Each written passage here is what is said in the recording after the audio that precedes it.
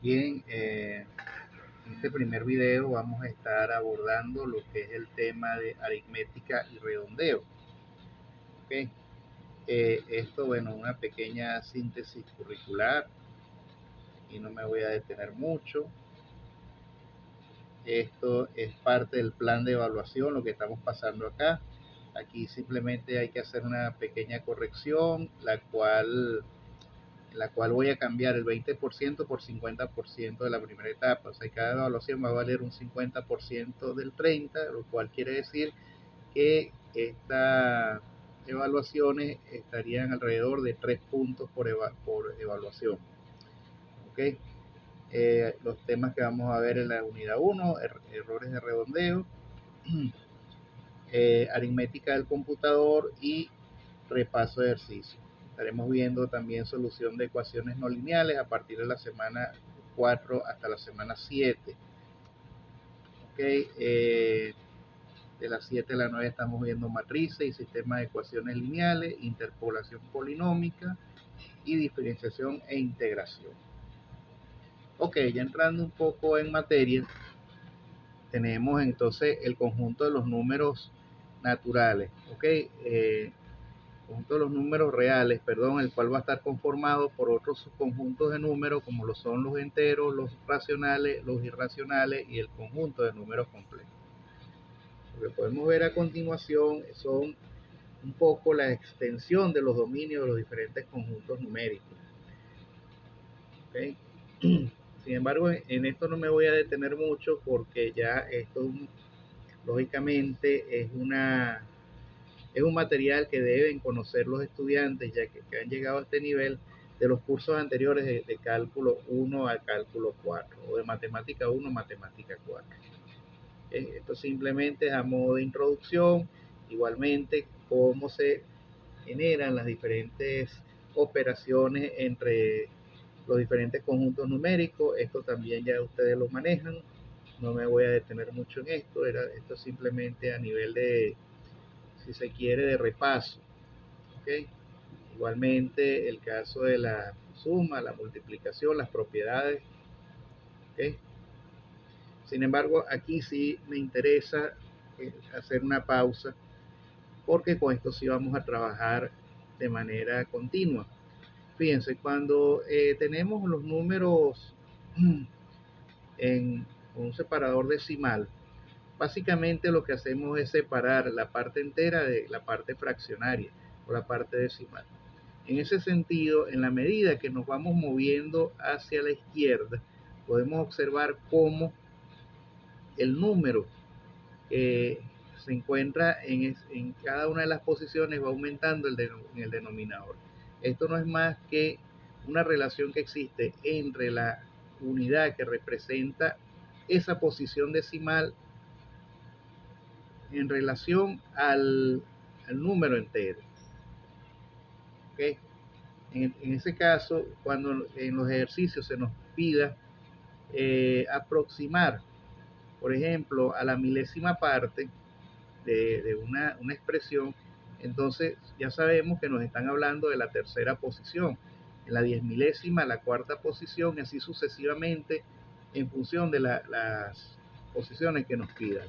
En la parte inferior pueden notar cómo mi dedo va a señalar, ok, aquí tengo el número, perdón, me regreso, ok, aquí tengo el número entero y posteriormente tengo los números decimales de acuerdo a la posición. Voy a acercar la cámara, pueden ver que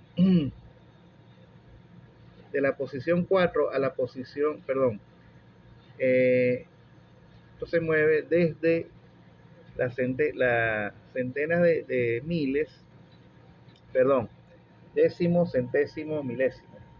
Esta es la que nos interesa, la que están a la izquierda, después del punto decimal. ¿Ok? Básicamente lo que hacemos es ir moviendo el punto y generando una fracción mayor de diferencia. En esta lámina podemos observar el caso de los números racionales. Algo interesante de los números racionales es que ciertamente es un conjunto que viene expresado en forma de fracción, donde Q tiene que ser diferente de 0. Sin embargo, podemos observar acá cómo estos números tienden a generar un resultado periódico. ¿Qué es un resultado periódico? Un resultado, como ustedes pueden ver en el primer caso, no cambia con el tiempo, es decir, se repite continuamente. ¿Okay? En el caso del segundo caso, el periodo estaría conformado por 114.857, que es el número que posteriormente se repite. Sin embargo, en el caso de los números irracionales, esto no es así, puesto que estos números no pueden ser representados por fracciones. Y en ese caso, estos números tienden a generar series de sucesiones infinitas en el sector decimal o en la parte decimal. Estos son algunos ejemplos de estos números.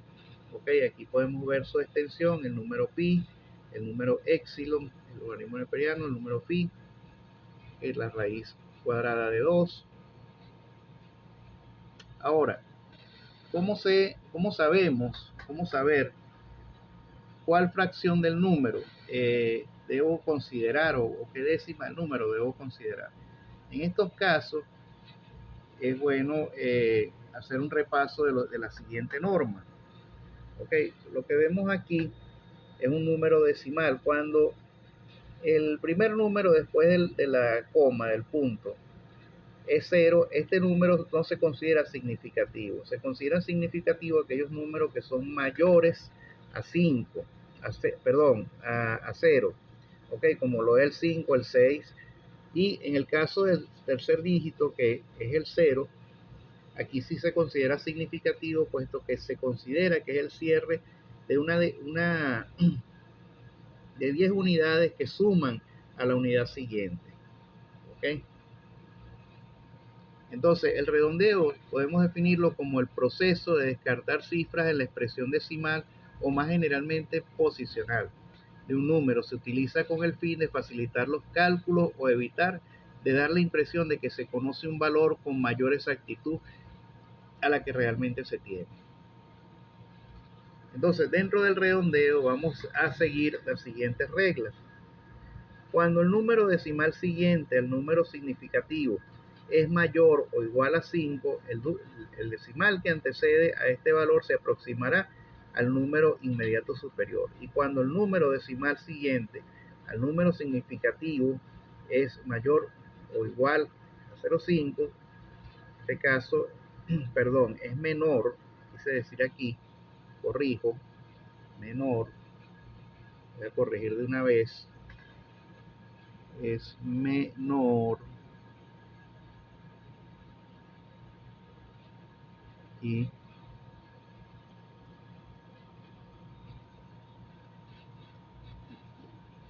menor,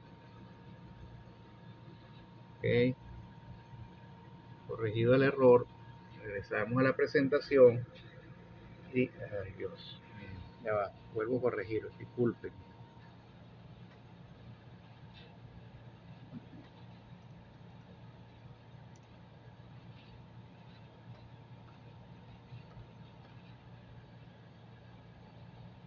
Ok.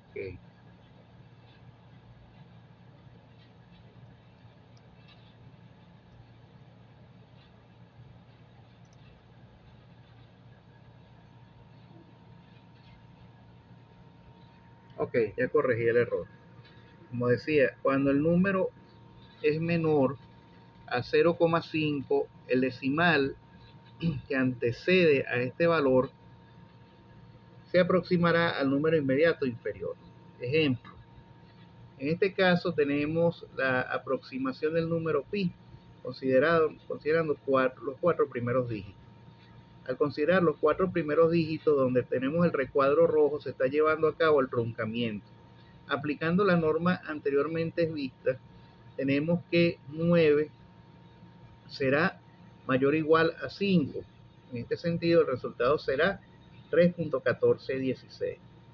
En el caso de epsilon, tenemos que el quinto dígito decimal, en este caso es 1. Como 1 es menor a 5, la aproximación se efectuará manteniendo el mismo valor del último número, ¿okay? Como se nota acá. Ok, en ese sentido, esto es lo que llamamos el error. El error no va a ser más que la diferencia que existe entre el valor real medido y el valor aproximado.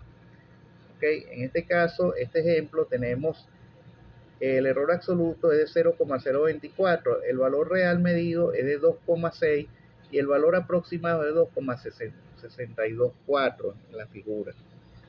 Aquí tenemos la identificación de a qué corresponde cada una de las variables. Y en este sentido tenemos que E será igual a la diferencia entonces entre el valor real y el valor aproximado, y la E relativa, que es la que tenemos aquí, será igual entonces a la relación que existe entre el valor absoluto distribuido dentro del valor real. Lo que vemos acá es un ejercicio en el cual podemos leer el siguiente enunciado. Los inspectores del Departamento de Calidad de una planta industrial han tomado las medidas de longitud de una pieza cuyo largo estándar es de 1,55, es decir, este sería mi valor real. En este sentido, los resultados obtenidos fueron los siguientes: 1,49, 1,54, 1,56 y 1,52 respectivamente. Considere dos dígitos decimales significativos. Ok, tenemos el valor real. Nos preguntan cuál es la precisión del aparato e instrumento de medida y cuál podemos considerar que es la longitud adecuada para la pieza analizada. En este sentido, bueno, tenemos los 4 inspectores, tenemos el valor real, la medida tomada por cada uno de los inspectores. Entonces tenemos el cálculo del valor absoluto. ¿Qué es este cálculo del valor absoluto? La diferencia entre el valor real y el valor tomado por el inspector. Una vez obtenido ese valor, vamos a calcular el valor relativo, que no es más que dividir este valor, el valor real, el valor del error absoluto obtenido entre el valor del valor real, entre el resultado del valor real, entre 1,5. Y vamos a obtener entonces 4 lecturas, en las cuales tenemos 2 que nos dan 0,06.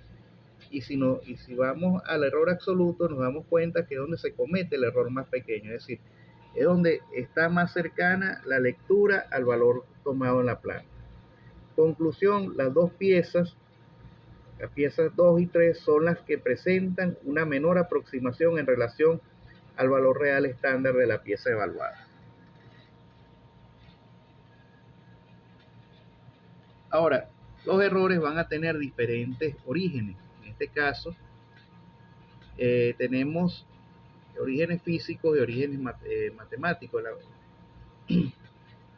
En la matemática y en la física, el error es la diferencia que surge entre la medición y la realidad. En este sentido, pueden cometerse tanto errores de cálculo, producto de un fallo en una operación matemática, como experimentales, ya que resulta imposible ejercer un control preciso en algunas variables de aproximación. ¿Okay? Entonces los errores pueden ser aleatorios, donde no se conocen las leyes o mecanismos que los causan por excesiva complejidad o por su pequeña influencia en el resultado final. Así como también podemos tener errores sistemáticos. Son aquellos en los cuales permanece constante el valor absoluto y en el signo a medir una magnitud en las mismas condiciones. Y se conocen las leyes, y en este caso sí se conocen las leyes que lo causan. Okay, en la siguiente gráfica podemos ver la diferencia de distribución de los valores entre lo que es un error absoluto y un error sistemático. Su fórmula para el cálculo: el error sistemático es la media menos, es decir, la media aritmética menos cada uno de los valores tomados. Otras causas del error lo tenemos en el caso de los errores de medición o instrumentos de medida: el error debido al operador, errores debido a factores ambientales y errores debidos a tolerancia geométrica de las piezas.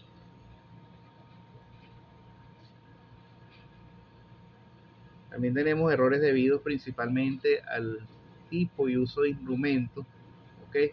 En este caso vamos a tener errores por alineación, errores de diseño, errores de fabricación, errores por desgaste. De igual manera va a influir en este caso la habilidad del operador, la posición en la que se coloca el instrumento y finalmente el error de lectura o paralaje. ¿Por qué? Porque esto va a depender de la apreciación que el observador tenga sobre el instrumento. ¿Okay? Como lo podemos ver acá en esta gráfica, podemos ver una persona midiendo visualmente o tomando visualmente la apreciación del instrumento. Entonces, aquí también se puede cometer un error en el momento del registro.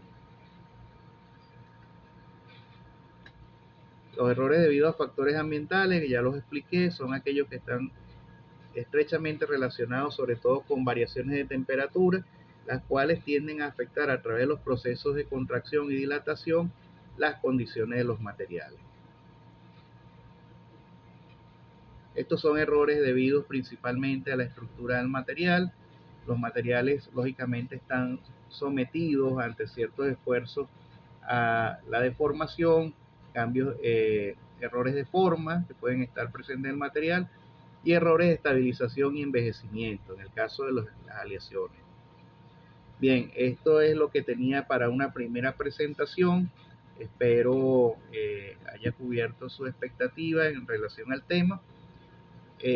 Voy a montar esta presentación en la plataforma Saya para aquellos que la quieran ver en PDF y pasaré en un siguiente video a exponer los mecanismos de resolución de unos ejemplos que tengo preparados y hechos en hojas blancas.